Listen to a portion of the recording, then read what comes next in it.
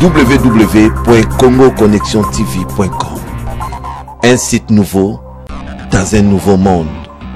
Contactez-nous au 438 877 4064. Facebook Congo Connexion TV.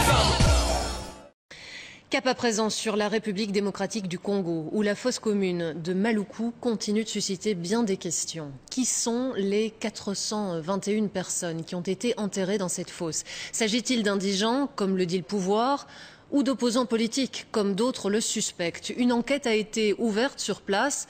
Permettra-t-elle de faire la lumière? Difficile de le savoir. Nos envoyés spéciaux Michel Boulogne et Régis Derat font le point dans le dossier du jour. La police scientifique a confiné la zone. Dans ces quelques mètres carrés, 421 corps sortis de la morgue de Kinshasa ont été ensevelis. Gênés par l'odeur pestilentielle des cadavres, les voisins auraient alerté les Nations Unies. Chapeau Stetson et barbichette, voici le procureur chargé de l'enquête. Plus d'un mois après les faits, il ne semble toujours pas savoir précisément qui a été enterré ici en pleine nuit. Tous sont identifiés ? Bon, l'identité au sens de pouvoir dire identité au sens strict, je pense que ce serait actuellement prématuré pour moi de pouvoir vous le confirmer. Lors de cette visite, notre équipe est suivie de près, bizarrement filmée par les experts scientifiques. Le procureur prend en tout cas l'affaire au sérieux. Il se dit déterminé à établir la vérité. Une exhumation est envisagée? C'est une évidence. Si les enquêtes révèlent qu'il faut procéder à l'exhumation, nous allons procéder à l'exhumation. Alors, qui est enterré dans cette fosse commune?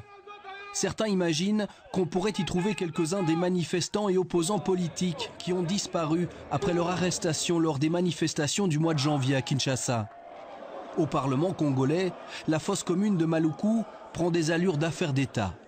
Nous sommes convaincus que ce sont tous ces corps-là qu'on a enfouis en terre. Parce que si ces gens n'avaient rien à cacher, pourquoi aller enterrer des gens nuitamment entre 2h et 4h du matin? Il y a anguille sous roche. Pour seule explication, les députés ont obtenu ce document de la morgue. 421 personnes inhumées, dont 23 abandonnées, 34 indigents, 300 bébés morts-nés et puis surtout 64 personnes non identifiées.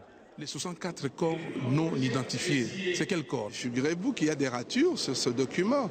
Il y a des chiffres qui sont tapés à la machine et d'autres qui sont écrits à la main. S'ils n'ont rien à reprocher, qu'on puisse faire des autopsies. Ils savent ce qu'il y a là-dedans par rapport à ces morts et on n'abdiquera jamais. Les députés de l'opposition demandent qu'une enquête internationale et indépendante soit ouverte. La mission des Nations Unies au Congo et plusieurs partenaires internationaux, dont la Belgique, font d'ailleurs pression dans le même sens. Pour l'instant, nous avons quelques interrogations, beaucoup de gens ont des interrogations et il faut éclaircir le débat. Pour taire ces rumeurs, pour en finir avec ce dossier, je crois que c'est important. Donc une exhumation est nécessaire selon la MONUSCO? La MONUSCO l'a déjà demandé, les autorités disent si cela est nécessaire, il sera fait, donc nous attendons de voir. Mais le gouvernement congolais ne l'entend pas de cette oreille. Je crains que le crédit de la MONUSCO ne soit pas toujours mérité. Pour le ministre de l'Information, il n'est pas question d'exhumer. L'enterrement d'indigents en tombe commune serait la routine dans une mégalopole de 11 millions d'habitants. On ne déterre pas parce qu'un journaliste demande qu'on déterre. On ne déterre pas parce qu'un ministre en Belgique veut se donner le bon rôle en disant qu'il faut déterrer. On déterre parce qu'on a des raisons de croire qu'un crime a été commis. Alors, où est la raison? Où est la dénonciation? Où est le nom de la personne qui aurait disparu? Des disparus et des plaignants, il y en a pourtant beaucoup.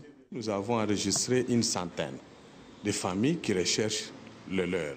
Ce jeune garçon, par exemple, a été arrêté lors d'une rafle. Un autre a disparu sans laisser plus de traces. Là, j'étais dans la Jeep fait sa plaque d'immatriculation avec les policiers avec des cagoules. Nous sommes en face, en réalité, d'un crime contre l'humanité pour lequel nous devons nous occuper sérieusement. Le ministre de la Justice dénonce, lui, des allégations mensongères, des manœuvres politiques à quelques mois des élections. Je pense qu'il y a des gens qui ont le goût du sensationnel et qui voudraient trouver certainement un scandale. Voilà, on a peut-être massacré des gens, on est allé les enterrer notamment. Non, il n'en est rien du tout. Au total, on a 10 familles qui disent ne pas savoir où sont passés les membres de leur famille. Mais est-ce que c'est insuffisant, 10 familles, pour ouvrir la tombe et faire des analyses? Mais on peut ouvrir alors toutes les tombes de Kinshasa. Alors, Que penser de cette vidéo, tournée à la morgue centrale de Kinshasa à une date indéterminée? Ces cadavres renversés sur des brancards témoignent, selon Human Rights Watch, de certaines pratiques brutales. Ça montre les systèmes où les gens peuvent être tués par les forces de sécurité, rassemblés dans les camions, amenés à la morgue et jetés là-bas. Donc c'est possible que ces victimes de répression par les forces de sécurité de l'État se trouvent dans la fosse commune à Maluku. Alors Maluku, crime contre l'humanité ou évacuation habituelle d'une morgue engorgée où défilent près de 600 corps par jour? L'issue de l'enquête reste entre les mains du procureur. Mais les proches des personnes disparues risquent bien de se confronter à l'absurdité du système judiciaire congolais. Il ne faut pas seulement alléguer que telle personne est portée disparue. Il faut d'abord prouver l'existence de cette personne sur cette terre. Donc ceux-là qui allèguent que les leurs ont été enterrés ici doivent d'abord prouver que ces personnes existaient. À ce stade de l'enquête, les autorités congolaises semblent relativement insensibles aux plaintes. Elles refusent l'exhumation. Des analyses médico-légales seraient pourtant la seule manière d'écarter les hypothèses d'exécution extrajudiciaire. La fosse commune de Maluku pourrait bien garder ses secrets éventuels à jamais. www.congoconnexiontv.com. Un site nouveau dans un nouveau monde. Contactez-nous au 438 877 4064. Facebook Congo Connexion TV.